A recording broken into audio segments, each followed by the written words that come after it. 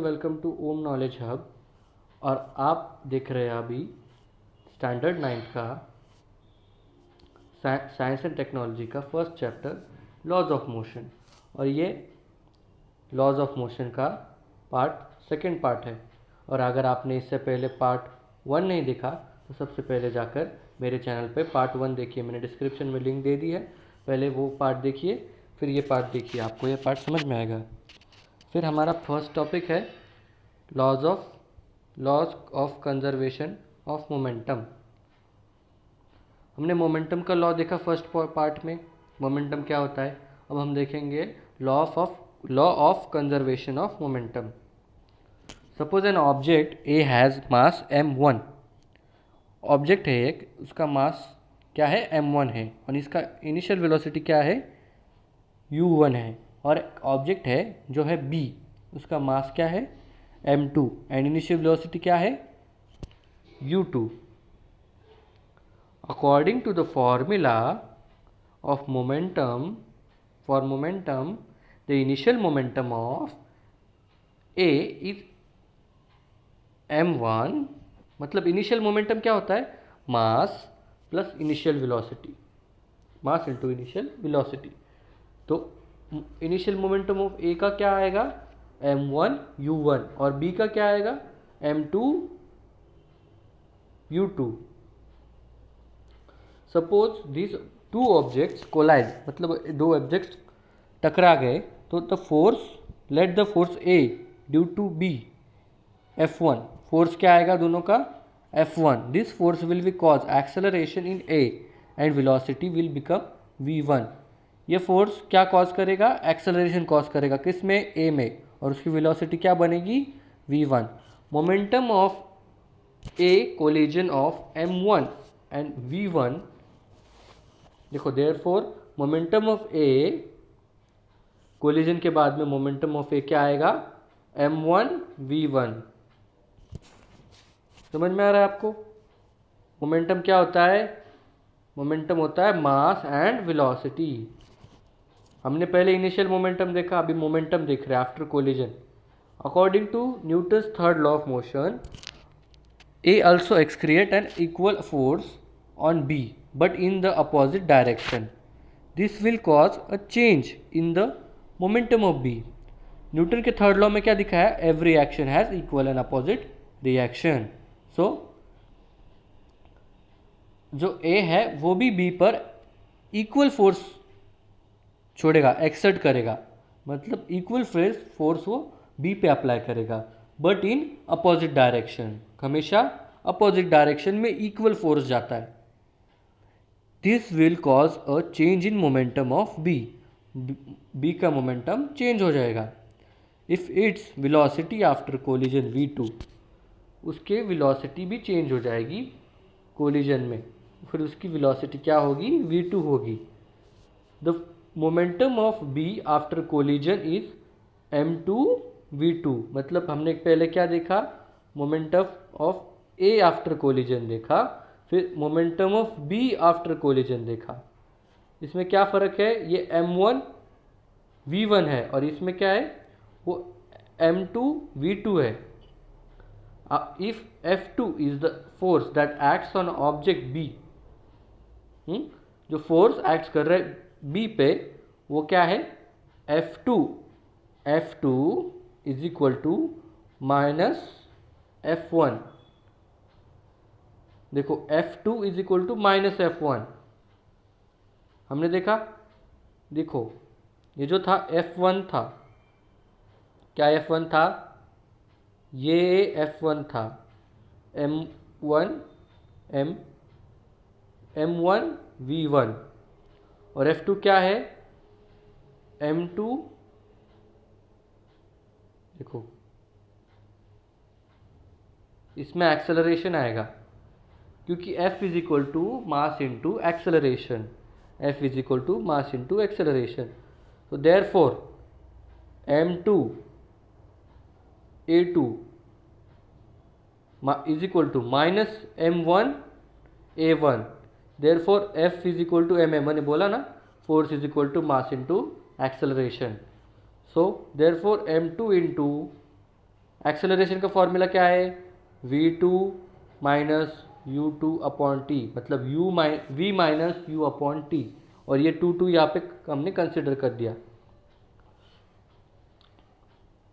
So is equal to minus m1 into v1 minus u1 upon T. Therefore a is equal to, मैंने बताया ना अभी acceleration का formula क्या है, v minus final velocity minus initial velocity upon time.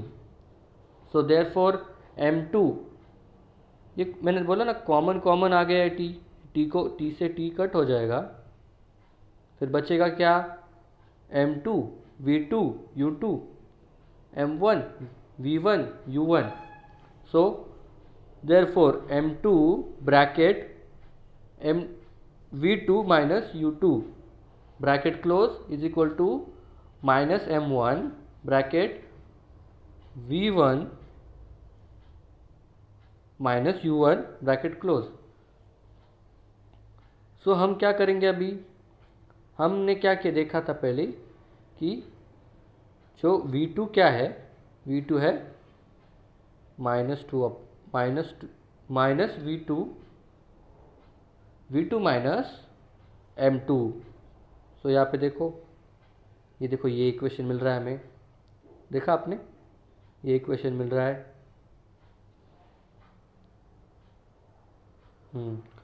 सो ये common है ना, इसको बाहर ले लेंगे हम, देखो ये कॉमन है ना m1।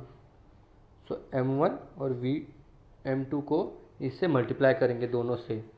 So m2 multiply by v2 minus m2 multiply by v2 is equal to minus m1 multiply by v1 plus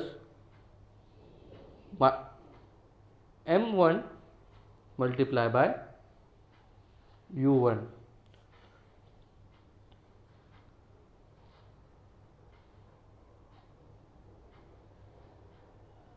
so जो देखो ये साइड का इस साइड आ जाएगा, देखो ये है क्या इस साइड आ जाएगा, ये है इस साइड आ जाएगा, मतलब ये अपनी जगह चेंज कर देंगे।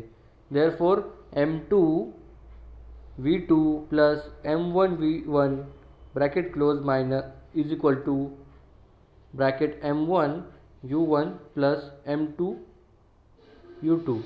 The magnitude of total final momentum, देखो magnitude of total final momentum the magnet is equal to the magnitude of total initial momentum, मतलब जो फाइनल मोमेंटम का मैग्नीट्यूड होता है वो इनिशियल मोमेंटम के मैग्नीट्यूड के बराबर होता है। Thus if an external force is acting on two objects, then their total initial momentum is equal to their total final momentum। मतलब अगर कोई बाहर का फोर्स दो ऑब्जेक्ट्स पे काम नहीं कर रहा, तो जो टोटल इनिशियल मोमेंटम है वो फाइनल टोटल मोमेंटम के इक्वल आएगा। This statement is true for any number of object, मतलब कितने भी हो, 2 हो 3 हो 4 हो, कितने भी नंबर के हो, ये स्टेटमेंट ट्रू होगा। देखो ये है, ये कौन सा है, ये देखो ये statement, when no external force acts on two interacting objects their total momentum remains constant, it does not change। मतलब अगर कोई एक्सटर्नल फोर्स दो इंटरैक्टिंग ऑब्जेक्ट्स पर काम करे तो उसका जो टोटल मोमेंटम होगा वो हमेशा कांस्टेंट होगा, वो कभी चेंज नहीं होगा। This is a corollary to Newton's third law of motion, the momentum is unchanged after the collision. तो मोमेंटम कोलिजन के बाद, टकराने के बाद अनचेंज है। The momentum gets redistributed between the colliding objects, जो मोमेंटम है वो फिर से डिस्ट्रीब्यूट हो रहा है, किसमें, जो ऑब्जेक्ट्स एक दूसरे से टकराएं, कोलिडिंग ऑब्जेक्ट्स के बीच में। The momentum of one of the objects decreases while their of other increases, मतलब अगर कोई मोमेंटम एक ऑब्जेक्ट का घटता है तो दूसरे का बढ़ेगा। Thus we can also state the corollary as follows, corollary as follows, when two objects collide. देखो ये स्टेटमेंट दिख रहा है, हाँ ये स्टेटमेंट है ना, याद रखो तुम, ये थ्योरी तुम्हारी साइंस वन की, ये theory. So when two objects collide, the momentum before collision is equal to the total momentum after collision। मतलब जो दो ऑब्जेक्ट एक दूसरे से कोलाइड करेंगे, उनका जो टोटल मोमेंटम बिफोर कोलिजन होगा, टकराने से पहले, वो इक्वल होगा किससे? Total momentum after collision. मतलब कोलिजन से पहले जितना टोटल मोमेंटम होगा, वो इक्वल किससे होगा? Total momentum after collision. मतलब पहले भी सेम होगा और बाद में भी सेम होगा। In order to understand this principle, let us consider the example of bullet fired from gun. मतलब आपने इसका एग्जाम्पल दिया है उन्होंने, किसका? जो बुलेट गन से निकलती है ना, उसका। हम बुलेट फायर करते गन से। When a bullet of mass m1 is fired from a gun of mass m2। जो बुलेट का मास है क्या कंसिडर किया गया है? m1 कंसिडर किया गया है। और जो गन का मास है वो क्या कंसिडर किया गया है? m2 कंसिडर किया गया है। Its velocity becomes v1। Velocity क्या कंसिडर की है? v1। And the momentum becomes m1 v1। Momentum क्या लिया गया है? मास into velocity, so m1 v1। before firing the bullet, both the gun and bullet are at rest। मतलब वो rest motion में है, उनका मोशन स्टैटिक है, उन्होंने कोई मोशन परफॉर्म नहीं किया है।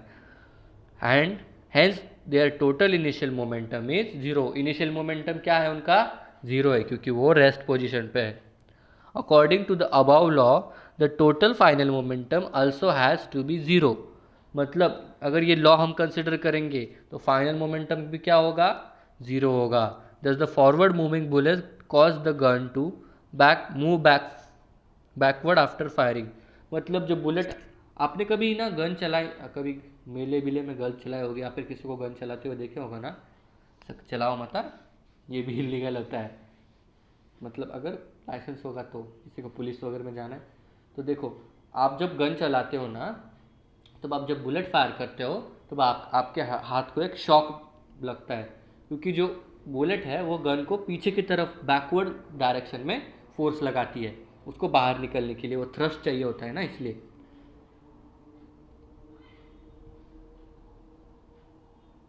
The backward motion of gun is called its recoil. Gun का जो बैकवर्ड मोशन है, उसको जो पीछे की तरफ ढकेलता है, उसे कहते हैं recoil. The velocity of recoil is v2 is such that, देखो यहाँ पे एक इक्वेशन दिया गया है जिससे हमको ये समझाया गया है ये लॉ।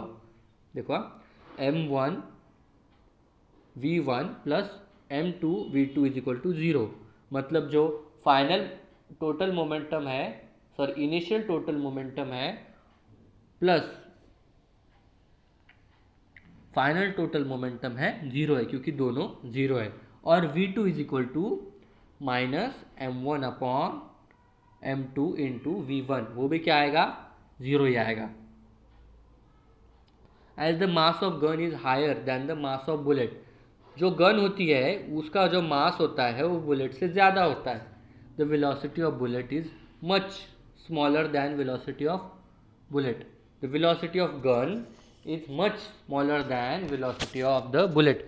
जो गन की वेलोसिटी है वो कम होगी बुलेट की वेलोसिटी से। The magnitude of the moment of the bullet and that the gun are equal. जो मैग्नीट्यूड मोमेंटम होगा गन और बुलेट के बीच में, वो सेम होगा, इक्वल होगा, पर उनके डायरेक्शंस अपोजिट होगी, क्योंकि जब बुलेट निकलेगी वो फॉरवर्ड जाएगी और गन बैकवर्ड जाएगी। Thus the total momentum is constant। total momentum is also constant during the launch of rocket। Rocket जब लॉन्च होता है तब उसका थ्रस्ट नीचे की तरफ होता है और वो ऊपर की तरफ जाता है। सॉल्व एग्जाम्पल, देखो ये एग्जाम्पल सॉल्व करके बताया कि हम रिकॉइल वगैरह कैसे निकाल सकते हैं। तो देखो example 1, the mass of cannon is 500 kg and it recoils with speed of 0.25 meter per second. What is the momentum of the cannon? देखो गिवन में क्या क्या दिया हमें, गिवन डेटा हमेशा देखना चाहिए, गिवन डेटा में हाफ क्वेश्चन सॉल्व हो जाता है, सिर्फ फॉर्मूला आना चाहिए आपको। Mass of the cannon is 500 kg, recoil speed is equal to 0.25 metre per second. Momentum हमें फाइंड करना है, और जो मोमेंटम का फॉर्मूला है is equal to m into v. याद रखना मोमेंटम का क्या फॉर्मूला है, मास इंटू वेलोसिटी। सो मास कितना दिया गया है, मास दिया गया है 500 kg, और वेलोसिटी कितनी दी गई है, वेलोसिटी यानी रिकॉइल स्पीड, स्पीड है वो वेलोसिटी है, याद रखना।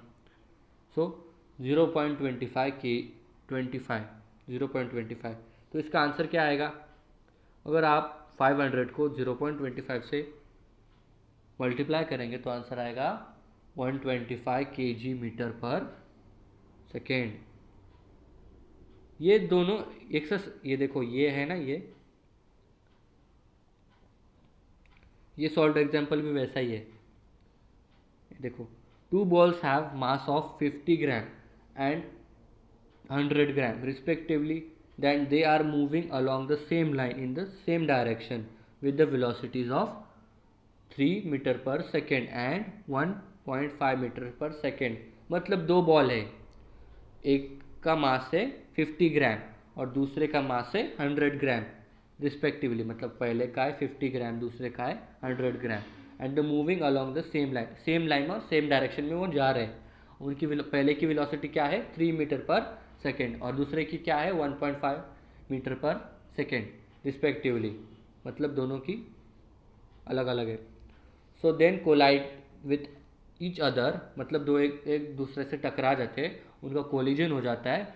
The first ball moves with the velocity of 2.5 metre per second, calculate the velocity of other ball after collision. The given data दिया है, गिवन डाटा देखो पहले, देखो ये गिवन डाटा है, हमने गिवन डाटा देखा था ना। The mass of the first ball is equal to m1 is equal to 50 gram, मतलब फर्स्ट बॉल का मास कितना आएगा, केजी में निकालेंगे तो केजी में कन्वर्ट करना पड़ेगा हमें। हाँ, so 0.05 kg। Mass of the second ball क्या आएगा, m2 is equal to 100 kg 100 gram, so is equal to इसमें कन्वर्ट करेंगे किस में, किलो में, तो आएगा 0.1 kg। Initial velocity of the ball, मतलब first ball, initial velocity of first ball is equal to, initial velocity is u1 is equal to 3 metre per second, initial velocity of second ball 1.5 metre per second, और final velocity of first ball is equal to v1 is equal to 2.5 metre per second, final velocity of the second ball is equal to v2, हमें वो find करनी है, वो हमें ढूंढनी है। According to law of conservation of momentum, total initial momentum is equal to total final momentum. हमने ये लॉ सीखा था अभी, इसे अप्लाई करेंगे। m1 u1 plus m2 u2 is equal to m1 into v1 plus m2 into v2। So ये देखो m1 क्या है 0.05 इंटू u1 क्या है 3 प्लस m2 क्या है 0.1 इंटू u2 क्या है 1.5 इज इक्वल टू, ये m1 क्या है 0.05 इंटू v1 क्या है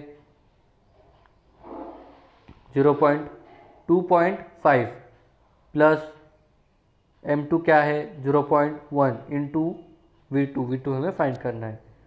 सो देयरफॉर इसका आंसर क्या आएगा, 0.5 को 3 से मल्टीप्लाई, 3 5 जा 50, सो देखो 50, 1 को किसी से भी मल्टीप्लाई करोगे तो आंसर क्या आएगा 1, लेकिन इधर 0.5 है, सो इसका आएगा 0.15, तो इसका पॉइंट इधर चला जाएगा। हाँ, सो अगर 0.05 इंटू 2.5 अगर करेंगे तो 525 ज़ा 125, देखो 0.125 प्लस 0.1 V2। सो इसको अगर हम प्लस करेंगे 0.15 प्लस 0.15 तो उसका आंसर आएगा 0.3। 0.3 आ गया आंसर। और अगर हम is equal to 0.125 plus 0.1 V2, देखो यहाँ पे therefore 0.1 V2 is equal to 0.3। इसको अगर हमें क्या फाइंड करना है, V2 फाइंड करना है ना, तो हम इसको यहाँ इस साइड ले लेंगे। देखो इस साइड ले लिया तो ये इस साइड आ जाएगा, तो ये पहले प्लस था, अब ये क्या हो जाएगा, माइनस हो जाएगा। तो 0.1 V2 is equal to 0.3 minus 0.125। So हम V2 को निकालने के लिए जो 0.1 है इन दोनों को पहले माइनस करेंगे। 0.3 माइनस 0.125 क्या आएगा, 0.175। तो उसको तो हम क्या लेंगे, 0.175 अपॉन 0.1। अगर हम 0.125, 0 से 0 कट, देखो 0 से 0 कट, सो इसका आंसर क्या आएगा, 0.75 मीटर पर सेकेंड। देखो मैच द फॉलोइंग, हमने देखा था, मैंने आपको बताया था ये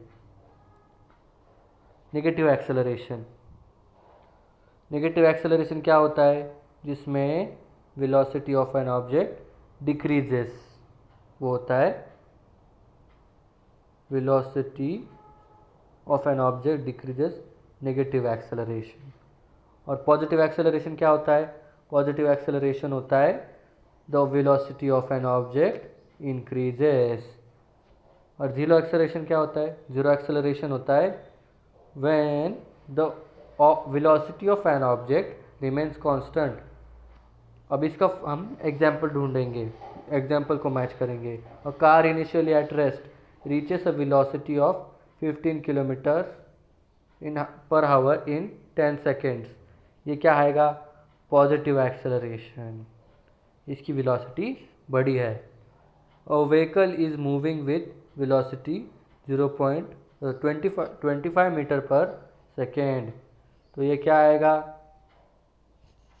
ये आएगा negative acceleration. A vehicle moving with velocity of 10 metre per second stops after 5 seconds. ये देखो, ये है जीरो एक्सेलरेशन, ये है पॉजिटिव एक्सेलरेशन, ये है नेगेटिव एक्सेलरेशन। इसको इस साइड ले लेता हूँ।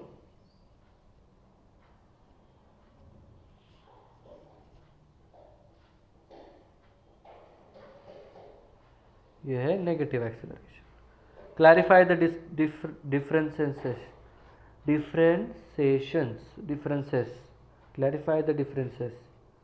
तो हम डिफरेंसेस ढूंढेंगे इसके। मैं बहुत देर से बोल रहा हूँ ना, अभी घसा थोड़ा सूख रहा है इसलिए प्रॉब्लम आ रहा है। आप यहाँ पे ध्यान दो, the distance and displacement.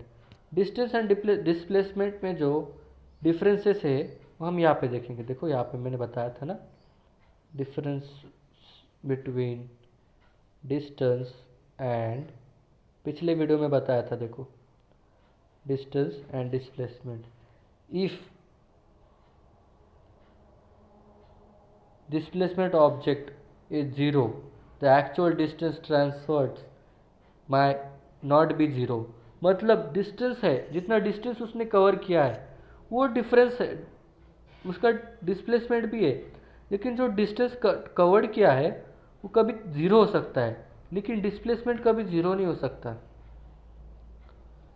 Displacement भी जीरो हो सकता है इन केस जब वेलोसिटी जीरो है। समझ में आया? देखो इस साइड इससे यहाँ तक उसने क्या किया, डिस्टेंस कवर किया, तो उसका क्या हुआ, डिस्प्लेसमेंट हुआ। समझ में आ रहा है? डिस्प्लेसमेंट हुआ। तो मैं आपको समझाता हूँ, देखो रुको।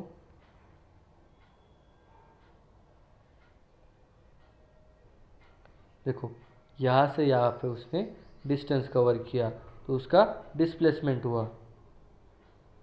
यह है difference between displacement and distance.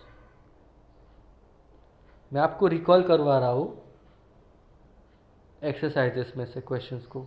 Uniform and non uniform circular motion. Uniform and non uniform circular motion क्या होता है?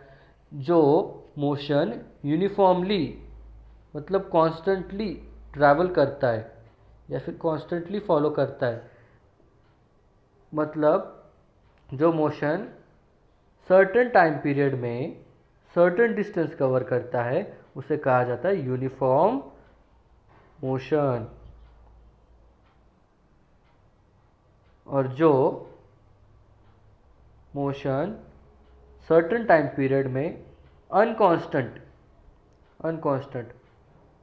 मतलब सर्टेन टाइम पीरियड में सर्टेन मतलब सेम डिस्टेंस कवर नहीं करता या फिर उसका जो फ्लक्चुएशन होता है, उसके वैल्यूज़ में फ्लक्चुएशन होता है, उसे नॉन यूनिफॉर्म मोशन कहा जाता है। Complete the following table. So यहाँ पे हमें निकालना क्या है? यहाँ पे हमें निकालना है सेकेंड का इनिशियल वेलोसिटी।